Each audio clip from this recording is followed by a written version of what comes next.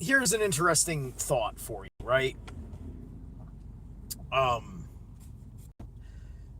so the Voluspa in Norse mythology is one of the most important of the traditional Eddas that we've recorded from our prehistoric oral tradition,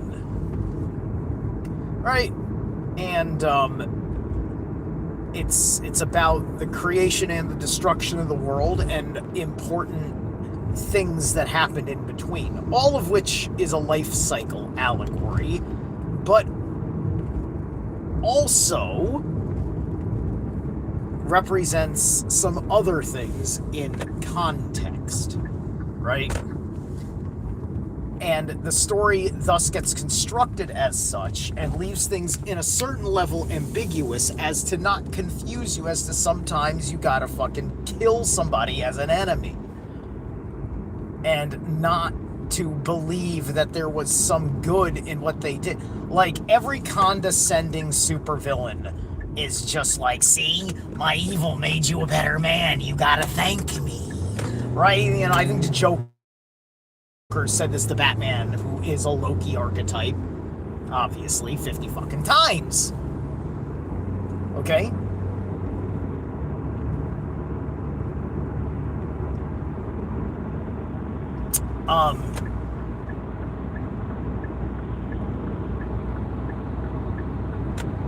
When human beings become arrogant, we see the gods in a corrupt manner.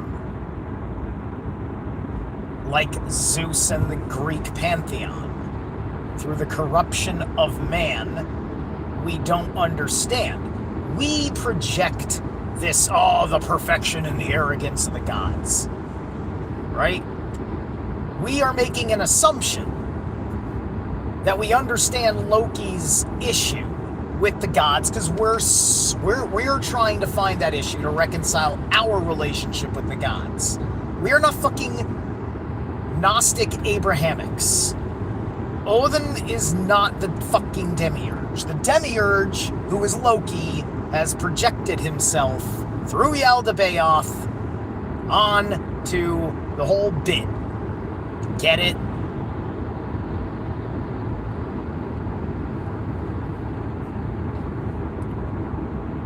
Because how does Ragnarok happen?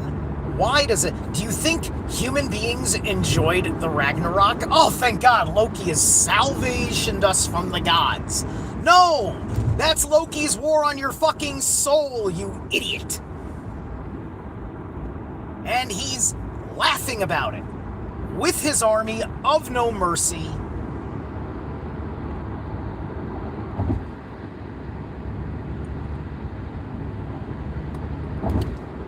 We are pretending that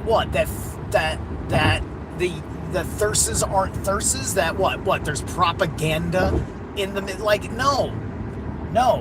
It's pointing out the nature of fucking different kinds of spirits, and when something arises of a Thyrsian nature, you fucking destroy it. If I've got a best fucking friend who goes psycho one day, and I don't know why, but now he's a fucking serial killer, he was not doing that for my best good.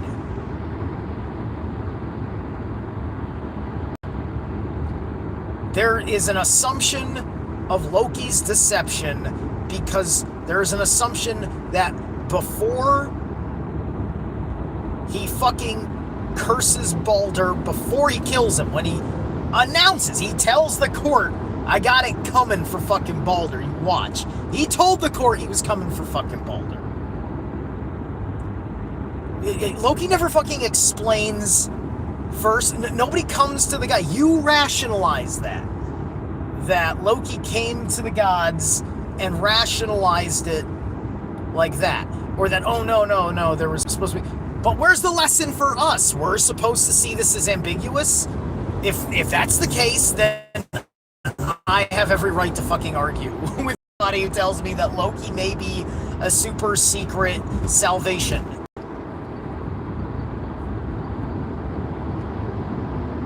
bullshit and hogwash.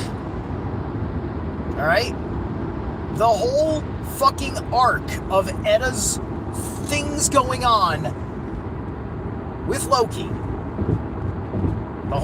Every time you see Loki, everything is him setting up the fucking dominoes for Ragnarok.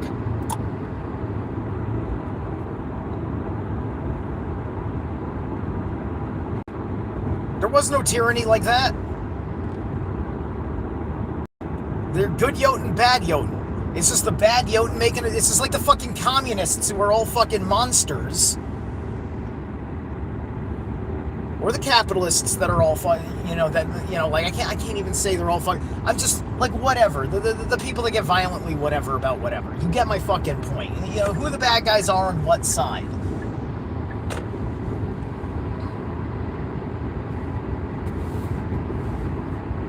Right? It's like the Iranians. I don't want to see the Iranians destroyed. I don't want to see the Israelis destroyed. I don't want to see the Palestinians destroyed, but Palestinians are really just, they're disenfranchised Ottomans. That's what they've been. They're disenfranchised Ottomans of some sort. All right? That happen to be in Palestine, thus call them Palestinians. Which is fine. Like I'm a Connecticutite or whatever. Whatever you call a person from Connecticut.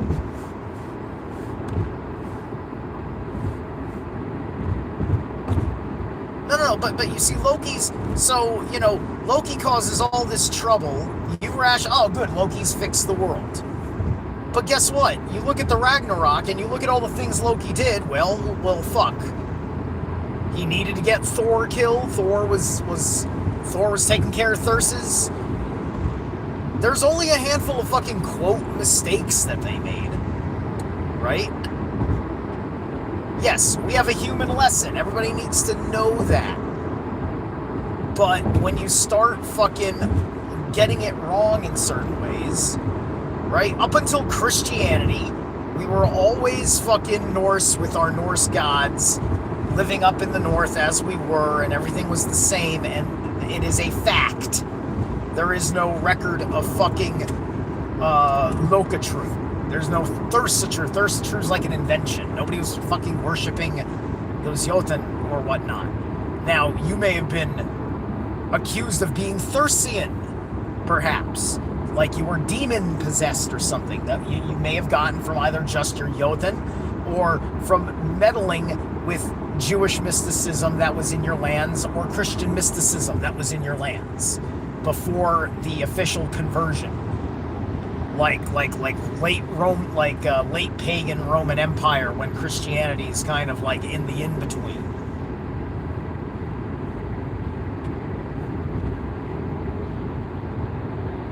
Right? Because if Thor had a normal-sized hammer, fucking Jormungandr would have lost and he would have fucking won. But no, it turned into a draw that was theoretically his win, but a 9-step last laugh from the snake. Right? This is our trouble. Right?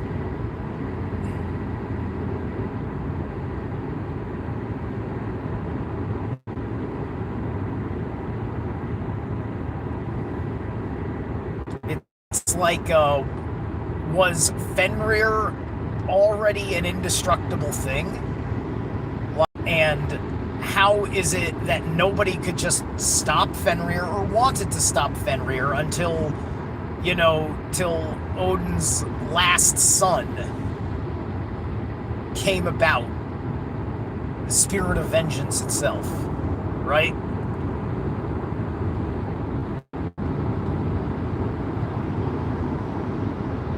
So why does it take Vidar like that, right? Fenrir is anybody who fucking reduces themselves to a fucking savage, because a savage is an emotional fucking creature. You can't fucking trust them because they're easily fucking triggered, right? They lose control. It's one thing to be triggered and you're in control, and I'm thinking when you're out of control. When you're triggered and you're in control, you have an immediate response, but you maintain posture. You take an appropriate tone. You appropriate as a measure, right? It's just like there's no threat going on. You don't need to fucking act like there's something to be afraid about. But you're concerned, and you've already heard something that you know to not tolerate. There's an understanding of its meaning in context and in intent.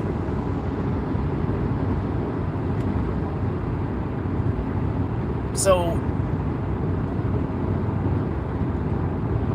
we can say that we fell for Loki's trap, thus we are the gods incorrupted, but it's up to us to like, that's the beauty of it. The gods are just like, we're gonna reflect your fuck ups because you don't know how much power you have and why, we care for a humanity in alignment. And stories go out there, oh my god, the god's losing power, you don't believe in him.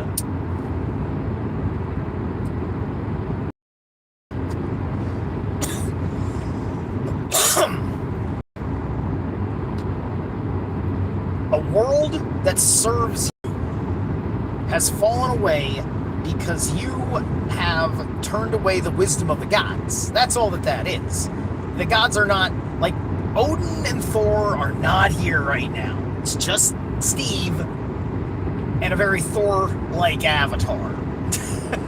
Right? There's no prayer, there's no worship. I don't worship Anubis. My dream taught me that this is so dynamically different. When you understand that the pagan gods see you as equal, stand with me, brothers. If you're ever kneeling, bowing, whatever, right? It's a posture in body language that is appropriate for something, but it's not appropriate for saying, I am in service of you. Do you want to do that to yourself? I mean, maybe, I don't know if that's wise. Perhaps that creates an egregore, or perhaps you just see an egregore of yourself. Like I got my avatar, which has many qualities of the different gods and heroes that have spoken to my heart over the years I've grown up.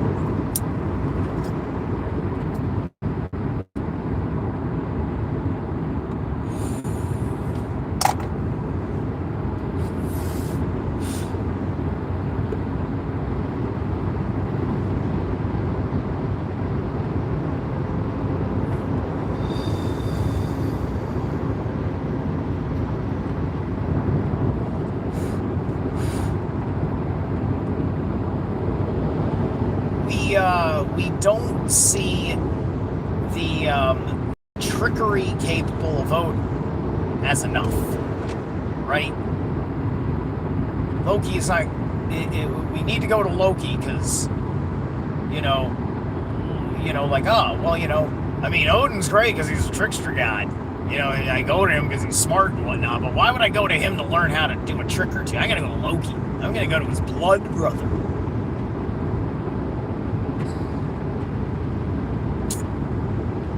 Right? No. It's just understood that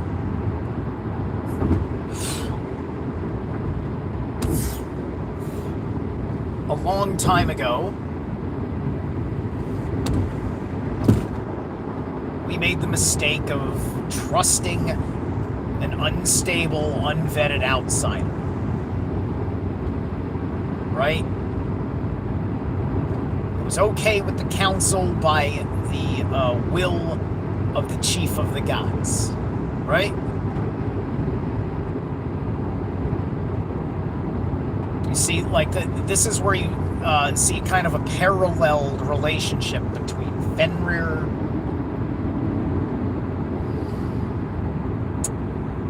and Loki, where Loki has this this blood bond with Odin, and there's kind of a blood bond with Tyr and Fenrir. Tyr is the summer court of Asgard. Odin is the winter court of Asgard. So in the winter, Tyr goes into the darkness, into the chaos, and he has to step down from his throne because all of this is consuming his ability to lead. Just taking care of a crazy threat in the dark.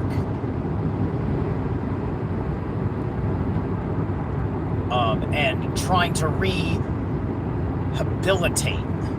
right? And understanding that there's a lesson, and some people are not rehabilitatable. Loki is not rehabilitatable. He would rather, destroy everything, right?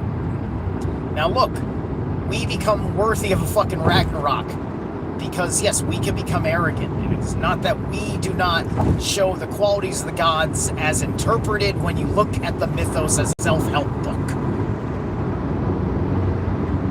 But if you cannot respect that this is not just a self-help fucking story, you understand a thing or two about the greater anti-cosmic forces trying to fuck you and everybody else up because we are the gold that the Goldvik wants. Anyway, I think this has been a good one. I'm going to keep it on the short and sweet side because I kind of had an idea what I wanted to talk about today, and I'm going to remember to actually put this one up because it was concise and not just me bullshitting about my my day at work. All right, bye.